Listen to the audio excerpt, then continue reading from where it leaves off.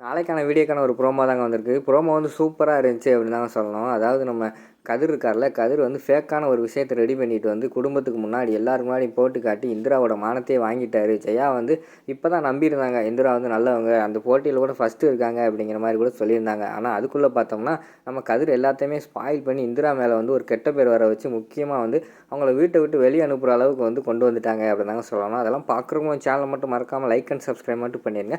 குடும்பத்தில் எல்லாருமே உட்காந்து காலில் வந்து சந்தோஷமாக பேசிக்கிட்டு இருக்கிற மாதிரி தான் காட்டிக்கிட்டு இருக்காங்க. அந்த நேரத்தில் வந்து அம்மா அப்பா அப்படின்னு சொல்லிட்டு கதிர் வந்து ஒரு பதட்டத்தோடு ஓடி வர மாதிரி காட்டிக்கிட்டு இருக்காங்க. டேய் கதிர், என்னடா ஆச்சு, இப்போ உனக்கு என்ன பிரச்சனை, ஏன் இப்படி பதட்டமாக வர அப்படிங்கிற மாதிரி வந்து அவங்க அப்பா கேட்குறாங்க. அப்பா, உங்களுக்கு ஒன்றும் தெரியாது, நீங்கள் தானே இந்திராவை எப்போ பார்த்தாலுமே ஸ்மார்ட் கேர்ள், அவள் வந்து கெட்டது கூட நினைக்க கூட மாட்டா, அவள் வேலையை பார்க்குறதுக்கே அவளுக்கு வந்து டைம் கிடையாது, இதில் எப்படா அவங்களெல்லாம் கெடுத்துக்கிட்டு இருக்கா அப்படிங்கிற மாதிரிலாம் நீங்கள் பேசிக்கிட்டு இருந்தீங்களே, இப்போ அதுக்கு தான் ஆதாரத்தோடு நான் வந்திருக்கேன் அப்படிங்கிற மாதிரி சொல்கிறாங்க. உடனே ஜெயா வந்து கேட்குறாங்க, டேய் கதிர், என்னடா எதனாலும் மொட்டை கட்டையாக பேசிக்கிட்டு இருக்க, என்ன ஆதாரம் என்ன விஷயம் அதெல்லாம் என்கிட்ட சொல்கிறா அப்படிங்கிற மாதிரி வந்து கேட்டுக்கிட்டு இருக்காங்க. அம்மா, இந்த பாருங்க, உங்கள் மருமக என்ன பண்ணியிருக்கான்னு பாருங்கள், அந்த ரோசி கூட பேசிக்கிட்டு இருக்கான்னு சொன்னேன்ல, நீங்கள் யாருமே அதை வந்து அப்போ நம்பவே இல்லை. இப்போ பாருங்கள், அவன் ரோசி கூட பேசிக்கிட்டு இருக்கிறத என்னோடய ஃப்ரெண்டு ஒருத்தன் இருக்கான், அவன் மூலயமா வந்து அவங்க ஃபோன் பேசினதை வந்து ட்ராக் பண்ணி நான் வாட்ஸ்அப்பில் வாங்கிட்டு வந்திருக்கேன், நீங்கள் இதை போட்டு கேளுங்க அப்படிங்கிற மாதிரி வந்து கதிர் சொல்கிறாங்க. எங்கே காட்டுறா பார்ப்போம் அப்படின்னு சொல்லிட்டு நம்ம ஜெயா வாங்கி அந்த ஆடியோ வந்து ப்ளே பண்ணி பார்க்குறாங்க.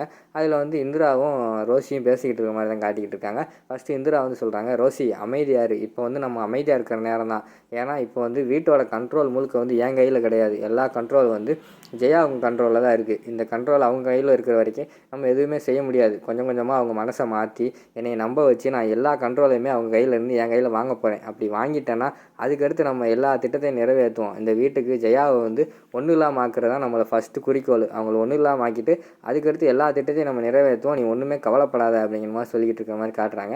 அங்கிட்டு ரோசி வந்து சரி இந்திரா, நீ சொன்னால் எல்லாமே கரெக்டாக இருக்கும், இது வரைக்கும் நீ சொன்ன மாதிரி தான் எல்லாமே நடந்திருக்கு, அதனால் இந்த வட்டமும் நான் வெயிட் பண்ணுறேன் அப்படிங்கிற மாதிரி சொல்லிவிட்டு அவங்க பேசுகிற மாதிரி காட்டிக்கிட்டு இருக்காங்க.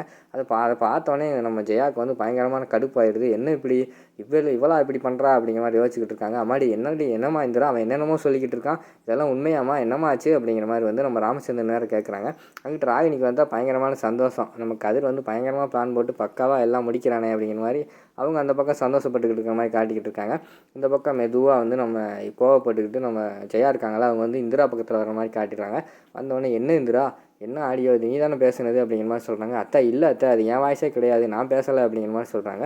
வாய்ஸ் ஒன்றே மாதிரி தானே இருக்குது, இதெல்லாம் என்னால் நம்ப முடியல, இருந்தாலும் உன்னை நம்பாமல் இருக்க முடியல, எனக்கு என்ன பண்ணுறதுனே தெரியல, நீ நம்ம குடும்பத்தை கெடுப்பேன்னு நான் நினச்சி கூட பார்க்கல, என்ன இந்திரா இப்படியெல்லாம் பண்ணிக்கிட்டு இருக்க அப்படிங்கிற மாதிரி ஜெயா வந்து திட்டிக்கிட்டு இருக்காங்க. அம்மா, என்னம்மா அவள்கிட்ட இப்படி பேசிக்கிட்டு இருக்கீங்க, அவளை முதல்ல வீட்டை விட்டு வெளியில் அனுப்புங்கம்மா அப்படிங்கிற மாதிரி வந்து கதிர் சொல்லிக்கிட்டு இருக்கிற மாதிரி காட்டிக்கிட்டு இருக்காங்க. இந்த ஜெயா வந்து என்ன செய்யறதுனே தெரியாமல் அந்த இடத்துல யோசிச்சுக்கிட்டு கடுப்போடு இருக்கிற மாதிரி காட்டிக்கிட்டு இருக்காங்க. அதோட பார்த்தீங்கன்னா அந்த புறமை வந்து முடிச்சிடுறாங்க.